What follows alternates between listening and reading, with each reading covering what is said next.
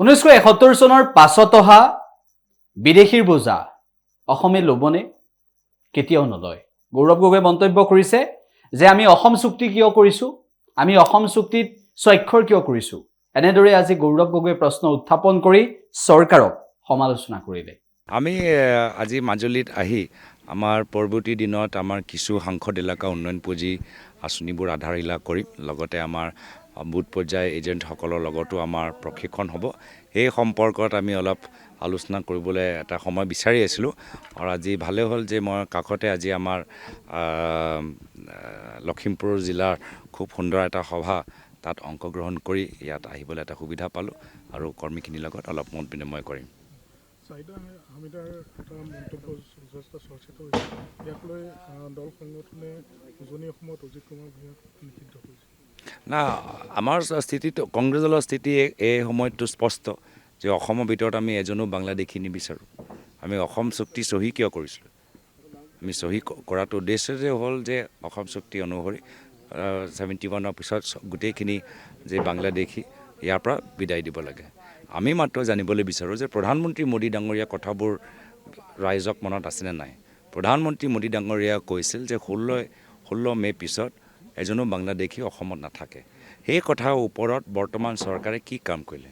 নে যোৱা 10টা বছৰ নিজৰ পৰিবাৰৰ নামত বাগান, ৰিজৰ্ট বা পাহাৰ জংঘলত কয়লা, বালি, হিল চিণ্ডিকেট সেইখিনি তেওঁলোকে আদৰিলে।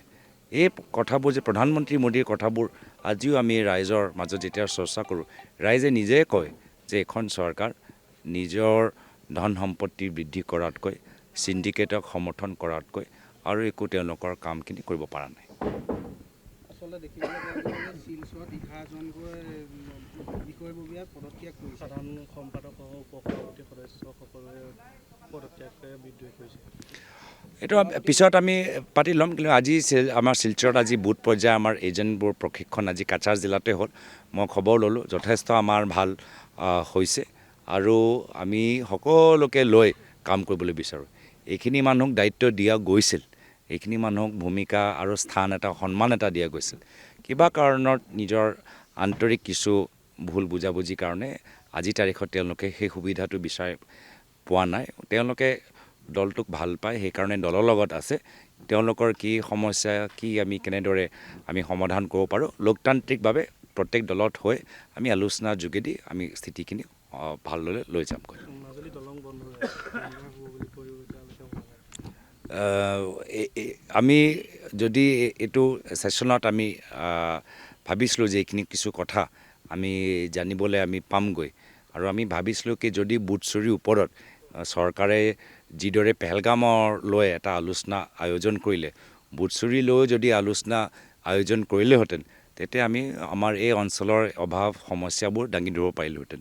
কিন্তু অদ্ভুত কথা যে চৰকাৰে পেহেলগাম অপাৰেশ্যন সিন্দুৰ ওপৰত আলোচনাত ভাগ ল'লে, আকৌ বুট চুৰি লৈ তেওঁলোকে আলোচনাটো হ'বলৈ নিদিলে। যি বুট চুৰি লৈ সুপ্ৰিম কোৰ্টে কেন্দ্ৰীয় নিৰ্বাচনী আয়োগৰ স্থিতি বিপক্ষে ৰায়দান দিছে।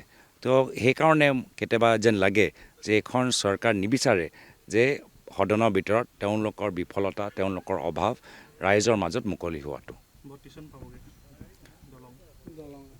কি ক'লে?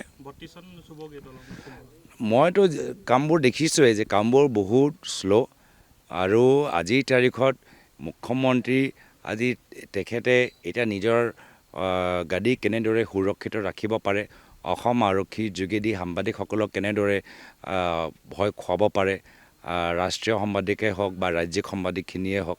তো এই ধৰণৰ কাম যেতিয়া বৰ্তমান চৰকাৰে হ'ব, আজিৰ তাৰিখত দলংখিনি কাম আৰু গতিশীল কৰা দায়িত্ব কাৰ? ৰাজ্যৰ মুখ্যমন্ত্ৰী।